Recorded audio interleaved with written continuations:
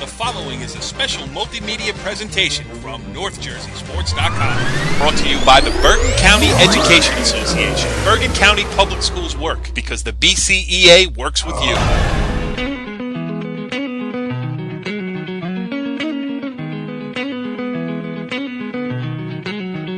It's In the Circle, NorthJerseySports.com's brand new multimedia series talking all things softball in the North Jersey area. We get one little peek of sunshine today, and now we're going to talk about some spring sports. I am Corey Doviak. I am excited. This is Season 1, Episode 1 of In the Circle, and my co-host for this season will be, well, we're going to, you know what, we're going to set the tone early. We're going to use just the name that he will go by from here on out. It's Auggie from In the Circle. What's going on, Aug? Hey, Corey, great to be part of this show.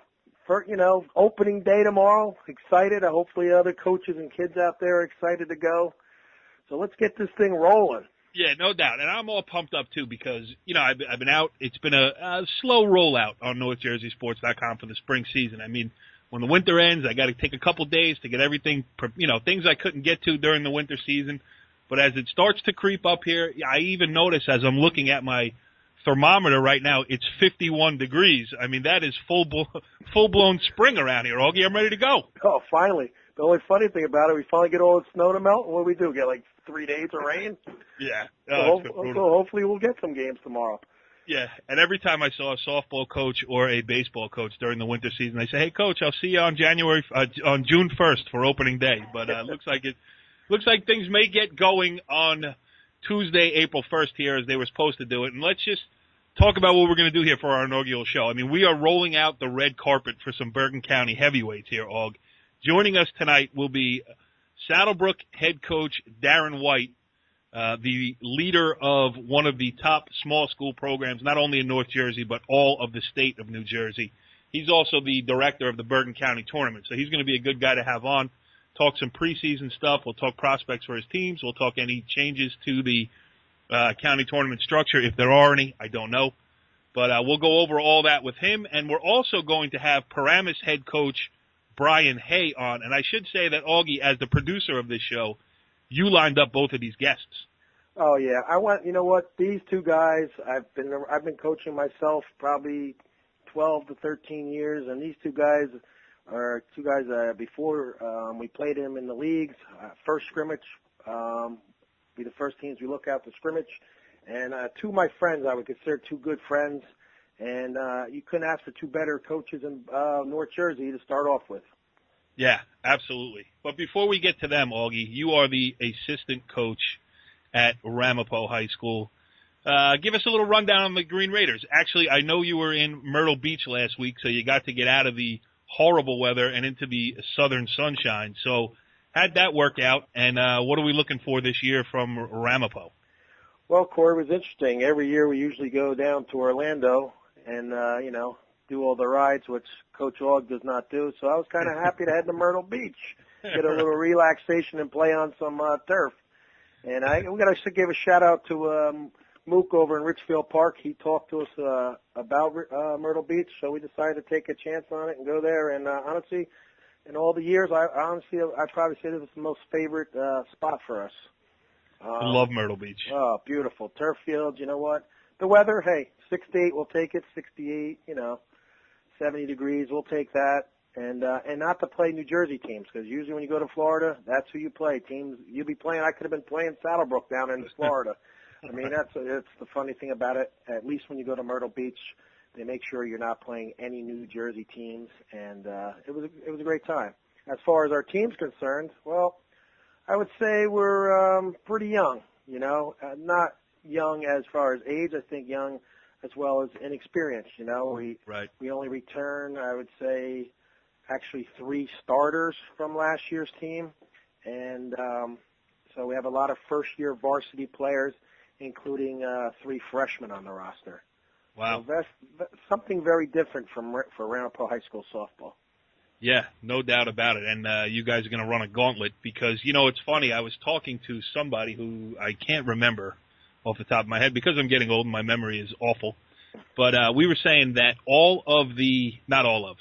most of the good teams in North Jersey are concentrated around a single league, and yours happens to be it. I mean, obviously, IHA, you're going to play in a crossover. You kind of take Saddle Brook and maybe some of the smaller schools who, it's going to see what happens when the season gets going and who emerges.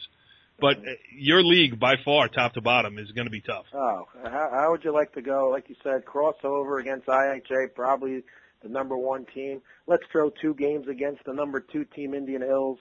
You throw in Ridgewood 2, Paramus 2. Hey, how about this? We even picked up Saddle Brook as a game. So we're not looking, even though we're young and inexperienced, we're not, looking to duck anyone. We're going to come and play and see what happens. Yeah, and I know who I was talking to now. It just came to me. It was Leslie Stephen, the head coach of the Ramapo Green Raiders. I know her very well. Yeah, I'm sure you've had the same conversation with her as well. Yeah, I won't mention some of the schools Auggie was looking to pick up, but for sure as heck wasn't, Saddle Brook and IHA and, Well, it's not, you won't mention them. It's not easy to spell Torah Academy. Yeah. There's a couple new charter schools out there I was thinking about. Yeah. Well, this is In the Circle. This is going to be our first go at having a softball-specific show. We're going to do it every week. We'll try to stick to, what's today, Monday? Today is Monday. Yeah. We'll try to stick to Monday. Yeah, we'll try to stick to Monday night tapings, but we will adjust as as events warrant. But Monday nights are good because once the county tournament rolls around, we can wrap up, weekend stuff and talk about the week to come. But we'll worry about all that later. All right, Olga, you're excited? Oh, I'm excited. We got 2 great coaches coming on. Let's get this rolling. Absolutely. We are proud to announce the presence of our first 2 guests ever on Inside the Circle here on NorthJerseySports.com. First up, we have Darren White, the head coach of the Saddle Brook softball program. What's going on, Darren? Hey, guys. How's it going? Excited for tomorrow for opening day. Absolutely. And also excited because your beloved East Stroudsburg University Warriors made it all the way to the Final 16 of the Men's Division II basketball tournament. Is that correct? That's correct. Greatest university in America. And we also have with us Paramus head softball coach Brian Hay. And before I welcome him in, I just want to say, Brian, let it rip, just like you do at post-game interviews when I happen to see you, like, on a Tuesday in May, please. We're just really excited. It's actually been a real rough, pre-season with the weather and then not being able to get on the field. But, the kids are excited to get going. We're excited to get going, and just looking forward to a great season. Yes, it is, too. And, I was telling Augie when we were doing the opening for the show, too, I think everybody's excitement level raised up a little bit today, even though it snowed at 7 o'clock this morning. By about 3 o'clock, it was 51 degrees and sunny, and people could see the light through the end of the tunnel coming through here, and spring maybe gets going, and we get softball season up and running here. Darren, let me start with you because before we talk some Saddle Brook softball, you are the director of the Bergen County Tournament. Yeah. Anything new on that front this year? Anything that we should be made aware of? Maybe the answer is no, but I guess this is a good time to ask. No, actually, by the coaches last year at the all-county meetings, time of discretion, we're adapting for the county seating this year as kind of see how this works. The PowerPoint system very similar to how the state's running it through the first 15 games, and we pushed the start of the counties back a little bit more so to the state cut. So the county cutoff is May 6th, and the state cutoff is May 9th. So we're virtually in line with the state cutoff. It's going to be through the first 15 games. With that. And last year when I ran the PowerPoints right after we did the seating, it was eerie how close it was to what we actually did. And that's what it took 3 hours to do the actual seating. So with the PowerPoints, I think we should have a good feed and be much more efficient for that. I'm Darren. This is Auggie. On that seating, are they still going to stay away from a common opponent? A common opponent in the first round, though. Yes, absolutely. In the round 32, we will not play someone in your own with the realignment with all the Big North and NJC, but it'll be within your own little division. You might play another Big North team, but it wouldn't be someone that's in your own division. Okay. All right. That sounds good. I mean, Brian, how about you, from a coach's perspective, not that Darren isn't one or Auggie isn't one either, but from your perspective, any problems with that, or is that good? No, not at all. I think it's a great system they're going to. I think it's going to be beneficial, for all the teams involved. And, Darren does an unbelievable job running that tournament, and we're just looking forward to another one this year. Yeah, it was a perfect job. Darren now does 99% brilliance, but it was a perfect county tournament when he had Auggie as the official groundskeeper up there. Yeah, absolutely. Yeah. All of a sudden, we're trying to recruit him to come to Paramus, to be our groundskeeper guy. You might have to wait. You'll have to wait one more year, right? All right, so let's talk a little softball here. Brian, perennial contenders, the Paramus Spartans, obviously. How about this year? I know were you down in Florida for the preseason? Yeah, we just got back on last Monday. It was a great 5 days down there. We played 12 games down there in 5 days. We have a good bunch of kids this year. We have a good mix of young and old. So I think the biggest part of Florida for us, though, was the bonding that the team built down there, just coming together as one, and just trying to build that family atmosphere that we've had in the past. Yeah, it is a good. I mean, you remember less the outs made on the base paths than you do the things that go on, on bus rides and in the hotels. I mean, that definitely is a great experience for the kids. How about you, Darren? What was the preseason like for Saddle Brook? You also went to Florida, is that correct? Yeah, we actually played Brian down there. Brian, I hope your kid's fingers are right. It was a tough injury, but we're down there. We got back Tuesday night, and with this preseason, with the weather, it was really beneficial just to be outside in some warm weather and get to see some of these kids perform when it wasn't snow on the ground or 20 degrees out.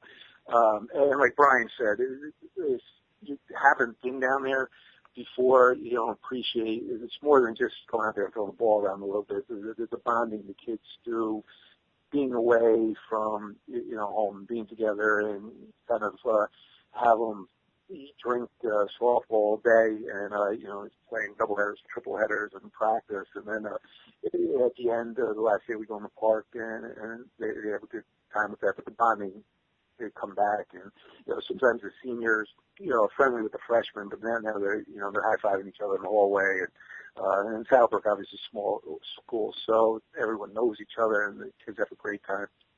Yeah, and Darren, I do follow you on Twitter. I've noticed often before you went to Florida, scrimmage canceled. See you in the gym at 3:15. There was a lot of that this year. No doubt. Go ahead, Og. Honestly, you're looking at two of the premier programs in North Jersey, and honestly, it starts right at the top of you two guys. I mean, you're always well prepared. I mean, and it shows with the kids, and hats off to you guys for that. Wow, that was that was our first sentimental moment here in the circle on NorthJerseySports.com. It's early. Yeah, really. The season hasn't even started yet. Give me some time. Wait, I think we have some accompanying music.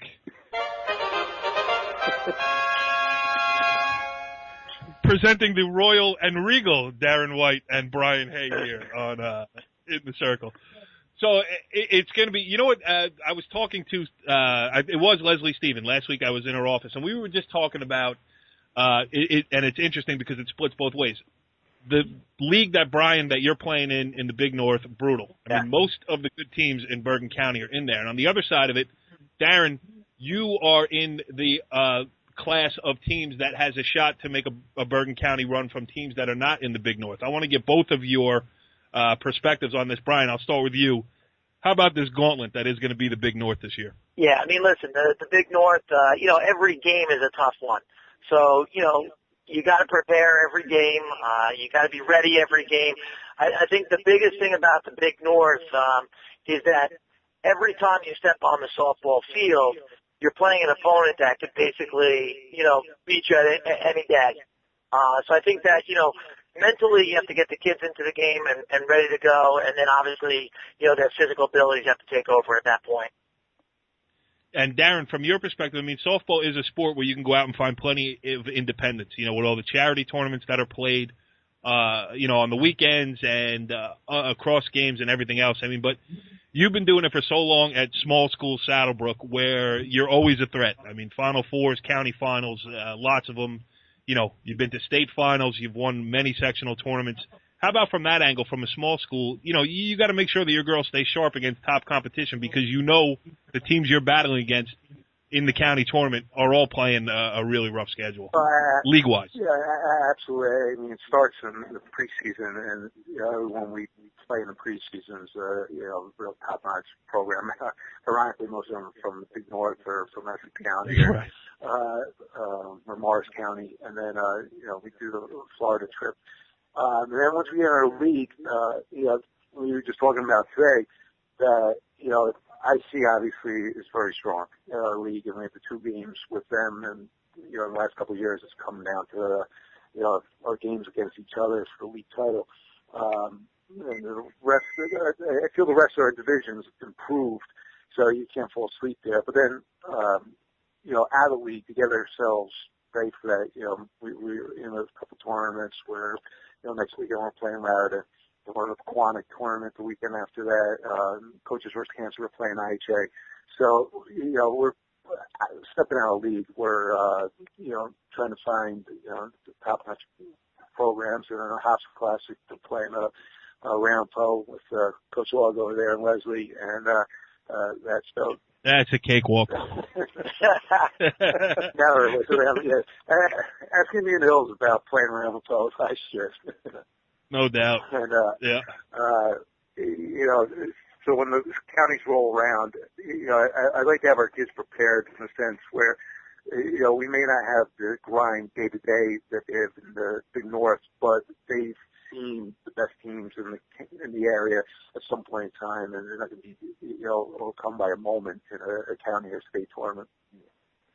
Yeah, absolutely. Listen, I totally agree with Darren on that too, because you know you look at his schedule and he goes out and plays the you know, the Rampos, playing Raritan. He does not go out when he finds an independent.